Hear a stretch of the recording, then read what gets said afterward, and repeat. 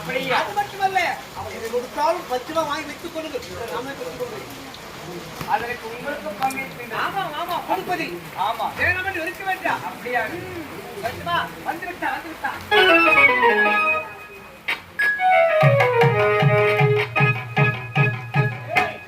வைகுந்தம் அடைந்து விட்டு அந்த கண்ணன் எங்க இருக்கிறான்?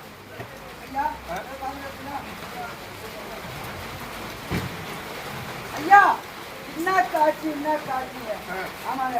அந்த திருப்பதி போன விட பார்க்க முடியாதுங்க. அந்த அளவுக்கு இருக்கிற காட்சி. எம்பெருமான் ஏழுமலையா? ஆமாங்க. முதல் எப்பொழுதுமே ஒரு தெய்வத்தை வணங்கணும். சுவாமி, இந்த அடியனை வாழ்த்துங்கள். வந்திருக்க வேண்டும் அப்பா. சாமி என்னே வாழ்த்து. இன்னும் வந்திருக்க வேண்டும். ஆமாம், யார் நீங்கள்? சாமி, என்ன? நீ யார்? நானா? இந்த வைகுந்தத்தை ஆளக்கூடிய விஷ்ணு மகாதேவன். நீ விஷ்ணு மகாதேவன். ஆமா. அப்ப நான் யார்? நீ யார்? நீ யார் என்று நான் சொல்ல வேண்டும். ஆமா. நீ நீ வந்து யார் தெரியுமா? எனக்கு தெரியாது.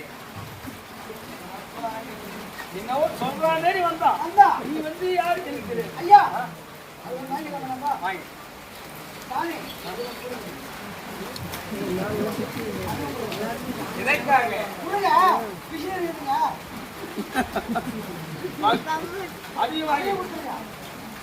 அப்படி கேட்டீங்க. ஏப்பா? நாங்க திருநெல்வேலி போறோம். அதெல்லாம் ஒண்ணும் வேண்டாம். உங்களுக்கு சந்தனாபிஷேகம் இருக்கிறது. ஆமா. அப்படியா? அதையும் கேட்டு. ஏனால் அறுத்து விட்டால் மறுபடியும் வாங்க முடியாது. நீங்க கேட்டீங்க சாமி. இப்போது சொல், நீ யார்? இந்த வைகுந்தத்தை ஆளக்கூடிய விஷ்ணுதேவன், மகாவிஷ்ணு அப்படி என்று அழைப்பார்கள். மறந்தாமல் என்று உழைப்பார்கள். ஆமா. என்ன?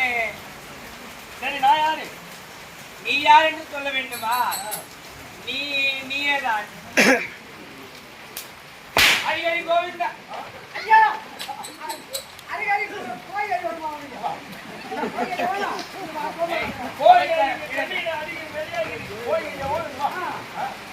என்னதான் ரொம்ப அதிகமா இருக்கு.